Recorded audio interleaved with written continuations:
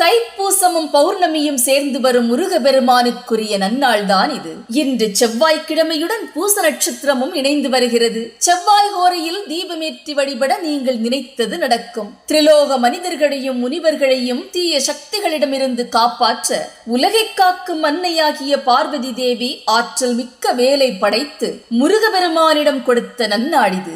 ஒரு மாதம் விரதம் இருந்து பாத யாத்திரையாக முருக தரிசனத்திற்கு செல்லும் கோடான கோடி பக்தர்களை இன்று முருகன் திருத்தலங்களில் காண முடியும். தலையில் பால்குடம் சுமந்து வந்து முருகன் திருப்பாதங்களில் இறக்கி வைத்து அவர் பாதங்களை அபிஷேகம் செய்து பிரார்த்தனை செய்வது வழக்கம். கோவில்களில் வரும் பக்தர்களுக்கு அன்னதானம் கொடுப்பார்கள். வேளால் உடல் அங்கங்களை துடைத்து நேர்த்திக் கடனை நிறைவேற்றுவார்கள். குன்றிருக்கும் இடமெல்லாம் குமரன் இருப்பான். கைகூப்பிய பக்தர்களை என்றும் அவன் கைவிடுவதில்லை.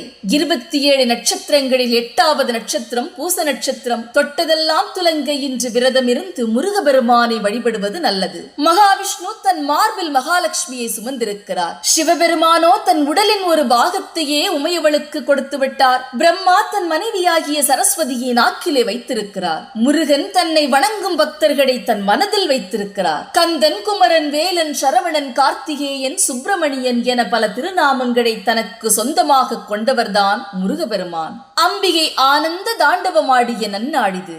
சிவனின் நெற்றிக் கண்ணில் இருந்து புறப்பட்ட தீப்பிழம்பு 6 தீப்பொறிகளாக பிரிந்து சரவண பொய்கையில் 6 தாமரை மலர்களில் அமர்ந்து 6 குழந்தைகளாக மாறியது. அதை பார்த்த 6 கார்த்திகை பெண்கள் 6 குழந்தைகளையும் எடுத்து வளர்த்து வந்தார்கள். அன்னை பார்வதி 6 குழந்தைகளையும் ஒரு சேர அனைத்து முருகபெருமானை படைத்தாள். தீராத நோயினால் கஷ்டப்படுபவர்கள் தைப்பூச திருநாடன்று காவடி ஏந்தி முருகபெருமானை துதித்தால் நோய்கள் இருந்த இடம் தெரியாமல் மறைந்துவிடும் என்பது பக்தர்களின் அசைக்க முடியாத நம்பிக்கை. சுப்பிரமணியனுக்கு மிஞ்சிய தெய்வமில்லை.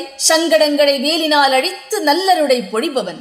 வள்ளலார் ராமலிங்க சுவாமிகள் தை மாத வெள்ளிக்கிழமை புனர்பூச நட்சத்திரத்தில் சமாதியடைந்தார். வடலூரில் தைப்பூச நாளில் பிரம்மஞான சபையில் அதிகாலை 7 திரைகளையும் விலக்கி ஜோதி தரிசனம் நடைபெறும். முருகனை வழிபட்டு தொடங்கிய காரியங்கள் என்றும் வெற்றியில்தான் முடியும். தைப்பூச 48 நாள் விரதம் இன்று முடிவடைகிறது.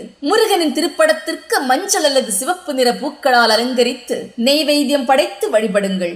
ஞான பண்டிதனான முருகபெருமான் ஞானப்படத்தை பெற முடியவில்லை என்று தாய் தந்தையிடம் கோபம் கொண்டு பழனிமலையில் ஆண்டிகோலம் கொண்டு அமர்ந்த தினம் தைப்பூச திருநாள். ஆண்டிகோலத்தில் பழனிமலையில் நின்ற முருகபெருமானுக்கு அன்னை பார்வதி ஆற்றல் மிக்க வேலை கொடுத்த நன்னாளும் இதுதான்.